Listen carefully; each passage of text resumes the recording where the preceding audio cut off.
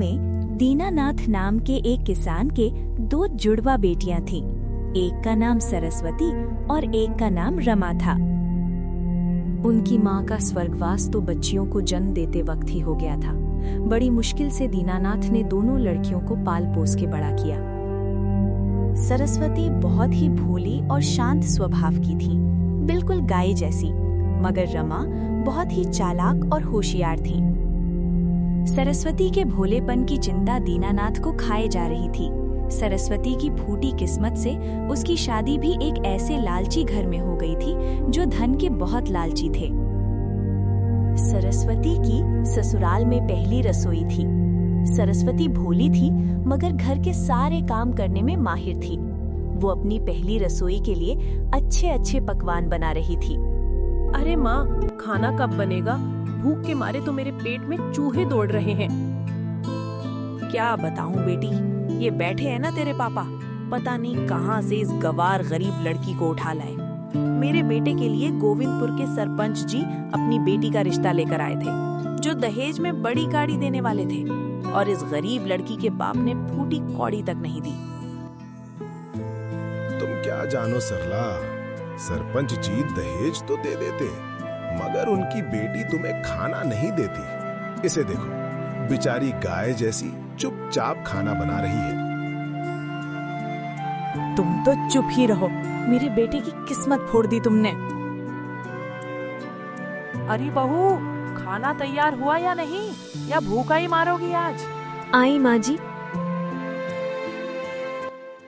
सरस्वती ने खाना टेबल पर रख दिया था, लेकिन सास को तो स्वादिष्ट खाने में कमी निकालनी थी। ये कैसा खाना बनाया है तूने? सब्जी में इतना ज्यादा नमक डालता है क्या कोई? और रोटी में तो नमक ही नहीं है।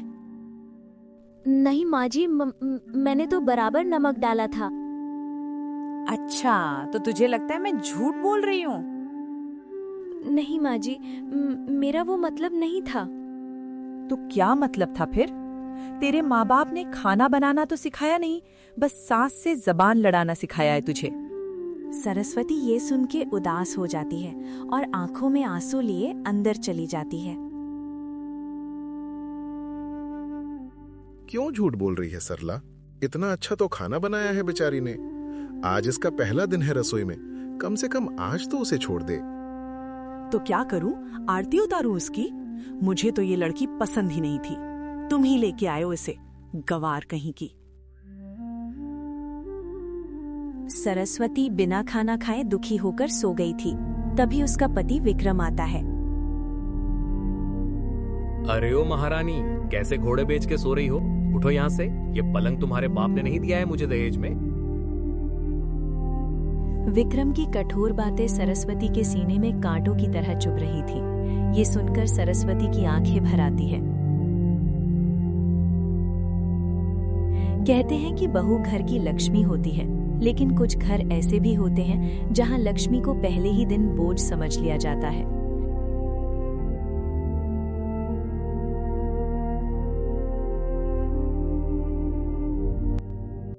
सरस्वती पूरी रात सो नहीं पाई थी, तो सुबह उसकी आंख जल्दी नहीं खुली थी। अरे ओ महारानी, अभी तक सो रही हो? सारा काम पड़ा है और तुम घोड़े बेच के सो रही हो। हमें तुमने अपने बाप का नौकर तो नहीं समझ रखा है कहीं? ये तेरे बाप का घर नहीं है जो इतनी देर तक सोती रहेगी। उठो और घर में झाड़ू पोछा लगाओ। पता नहीं किसे गले बांध दिया तेरे बाप ने।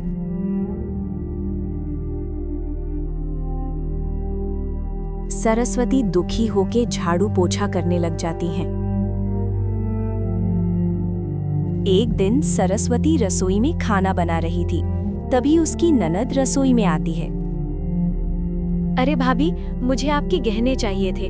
वो मेरी दोस्त की शादी है और मेरे पास अच्छे गहने नहीं हैं। मैं आपको कल वापस कर दूंगी।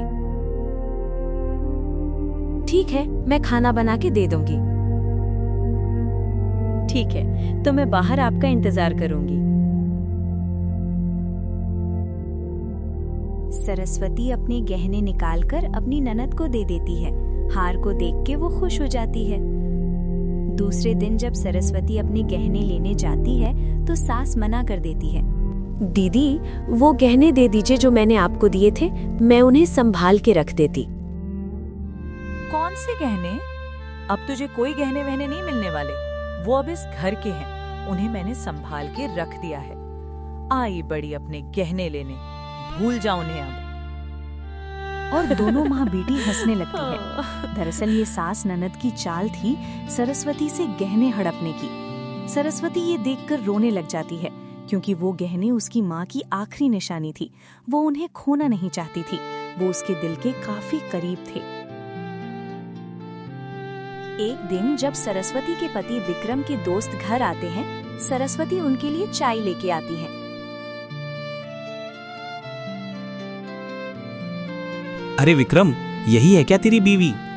रमेश कुछ बोलता उससे पहले ही उसकी माँ टोकते हुए बोलती है, अरे नहीं, वो तो अपने मायके गई है। ये तो नौकरानी है हमारी।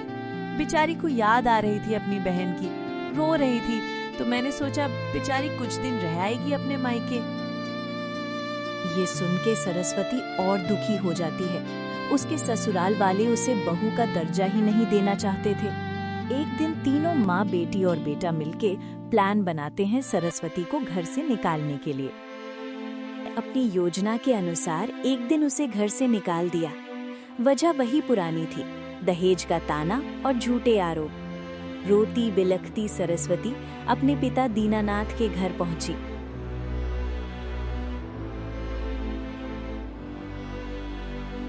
बेटी की ये हालत देखकर दीनानाथ का कलेजा फट गया। सरस्वती ने रोते रोते सारी बात बताई, कैसे वे उसके खाने में कमी निकालते थे, कैसे विक्रम उसे पलंग से उतार देता था, कैसे उसे मेहमानों के सामने नौकरानी बताया गया, और सबसे बढ़कर कैसे धोखे से उसकी माँ के आखिरी गहने छीन लिए गए। ये सब सुनकर पास ही खड़ी रमा की मुट्ठियां भिंज गईं।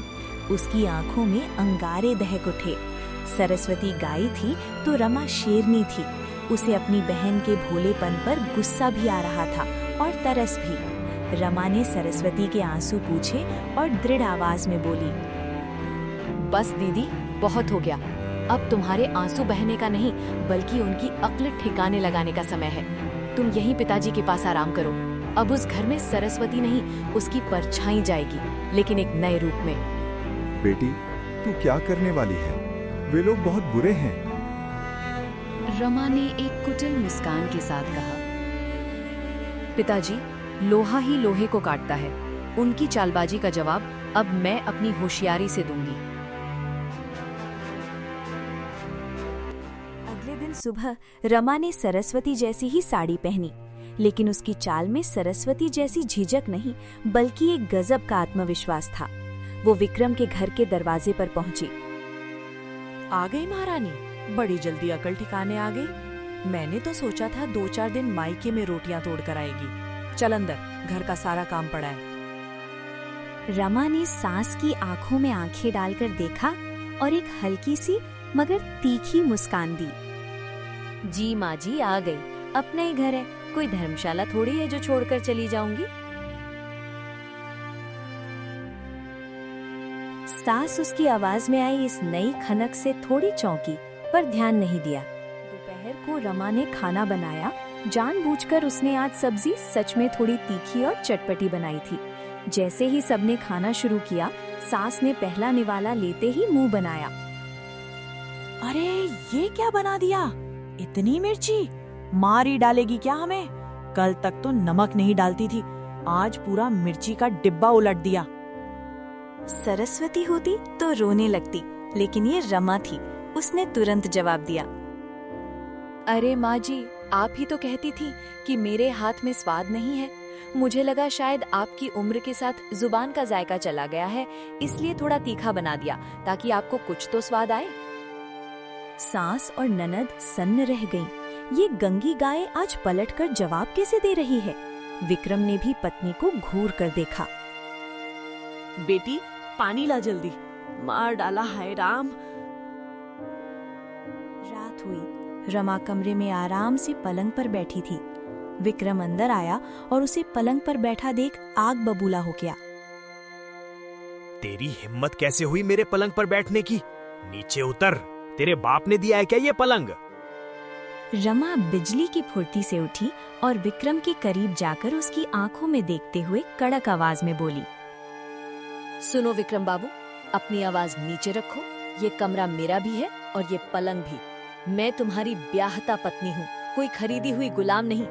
अगर आज के बाद मेरे साथ बदसलूकी की, अगर मैंने शोर मचाया, तो पूरे गोविंदपुर में तुम्हारी इज्जत का जनाजा निकल जाएगा कि तुम अपनी पत्नी को मारते हो।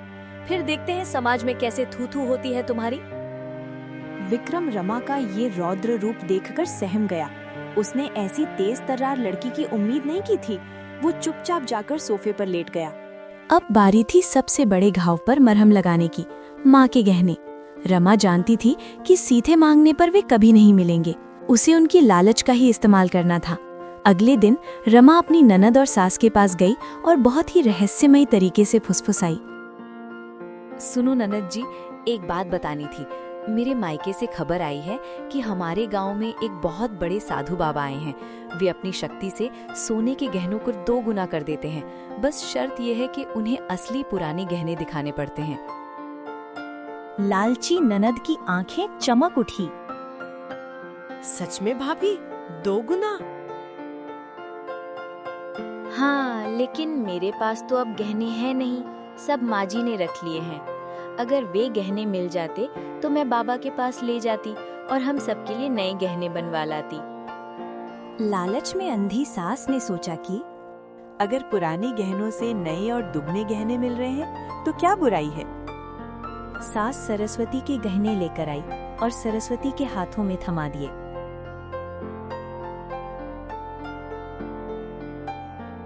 ये लो बहू, जल्दी जाओ और इन्हें 2 गुना करवा लाओ। रमा गहने लेकर अपनी कमरे में चली गई।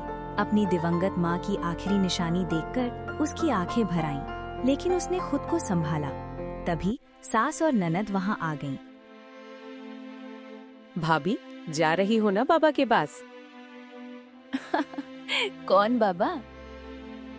अरे सरला देवी, तुम इतनी लालची हो कि इतनी सी बात भी नहीं समझ पाई कि मैं तुम्हें बेवकूफ बना रही हूँ। सास और ननद के पैरों तले जमीन खिसक गई। क्या? तू झूठ बोल रही थी? हाँ, झूठ बोला। जैसे तुमने मेरी बहन से झूठ बोलकर ये गहने हड़पे थे। ये मेरी माँ की निशानी है और अब ये मेरे पास ही रहेगी। विक्रम भी आवाज सुनकर आ गया। ये सब क्या तमाशा लगा रखा है? रमा ने अब अपना अंतिम दांव खेला। उसने कहा, सुनो तुम सब लोग, मैं सरस्वती नहीं, उसकी जुड़वा बहन रमा हूँ। सरस्वती तो तुम्हारे जुल्मों से टूटकर घर पर पड़ी है। मैं आई थी तुम्हें ये बताने कि अगर तुम लोगों ने अब मेरी बहन की तरफ आंख उठाकर भी देखा या उसे फिर से तंग करने की कोशिश की तो मैं पुलिस में तुम्हारे खिलाफ दहेज प्रताड़ना और चोरी का केस दर्ज करवा दूंगी। ये गहनों का डिब्बा सबूत है कि तुमने उसे कैसे ठगा। तीनों के चेहरे सफेद पड़ गए। उन्हें अपनी गलती और रमा की होशियारी का एहसास हो चुका था। वे जानते थे कि अगर पुलिस का मामला बना तो उनकी बदनामी होगी और शायद जेल भी जाना पड़े। रमा ने चेतावनी देते हुए कहा, कल मेरी बहन यहाँ आएगी। अगर उसे रानी की तरह नहीं रखा तो याद रखना, मेरा नाम रमा है।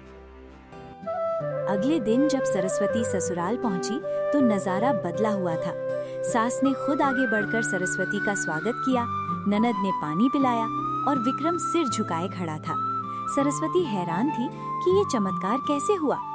रमा ने दूर से ही सरस्वती को इशारा किया और मुस्कुरा दी। उस दिन के बाद से ससुराल वालों की हिम्मत नहीं हुई कि वे सरस्वती को फिर कभी तंग करें। रमा की एक झलक ने ही उन्हें जीवन भर का सबक सिखा दिया था।